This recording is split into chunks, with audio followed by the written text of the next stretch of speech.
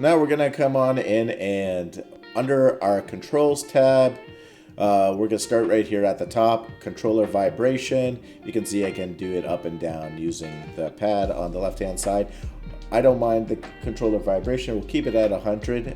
But what we're gonna look for here is the inner dead zone and the outer dead zone. It means how much you have to move the stick of the cursor before it works. Right now, I feel it's really sensitive because it goes in these 0.05 increments, or it starts there. I'm going to reduce this down to 1. So as it goes from the inner to the outer, this means that like the travel at the start. And the outer dead zone, I'm going to increase to 95. So I have just a longer range and I can play with that little bit of like pedaling within it. From the controls, this is just the controls tab where we're at. We're going to skip down here to the first person camera controller. Horizontal sensitivity is at 13. Let's reduce this to 7. And then the vertical sensitivity, we're going to reduce this to the half. So I've reduced these from half because I feel they move really quickly. They move really quickly, and it just doesn't help me when I'm aiming.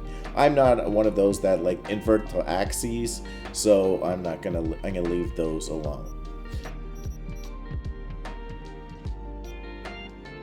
As well, on here we're gonna choose the advanced options and turn them on, and you can see how it has expanded. The response curve, we're going to leave it as it is, and that's recommended. We can also see dynamic, sensitive, raw. Recommended for now. I think I might come back at one point to change this, but we'll see how the controller is for what I'm doing. Horizontal turn bonus, I'm going to change to 250. So when I have my joystick fully pressed, how much quicker is the rotation going to occur? Same with the vertical turning bonus. Basically, I'm just adding 1 full point to that to change it up. But here is one thing we're going to do is the turning delay. I'm going to take it off. So I know that once I get to the full, I want it to go. I don't want it to pause. So that is one of the big things there that we have. Okay, horizontal turning, we're going to turn to 0 all the way down, and the vertical turning is going to stay at 0. The tuning up ramp time, again, we're going to turn that down, and the turning delay is at 0. That's it for this page. Now let's jump into gameplay.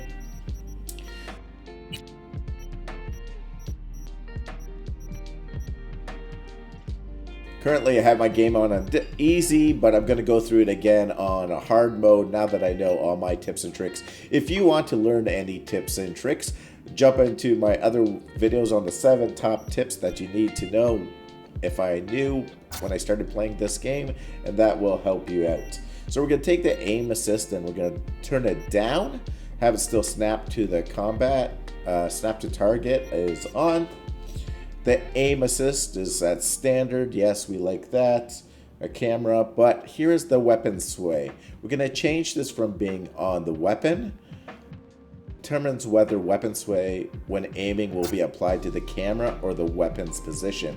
Instead of on the weapon, we're going to do it on the camera. So we have a nice steady look at that weapon and when we are pulling our trigger to aim on it. That is all of the changes we're going to do on this, and that should greatly improve the game. You'll see in the coming, so that will greatly improve the game. Now you can actually see, even when I'm analyzing the scene, yeah, it's a bit slower, but it actually responds directly with what I am doing with the controller. So immediately there is a better addition to it. It feels like there's a heaviness to it, and I can feel, and as I move to the ends, that is the top, it moves immediately. So these points of the changing on the controls has already added that value.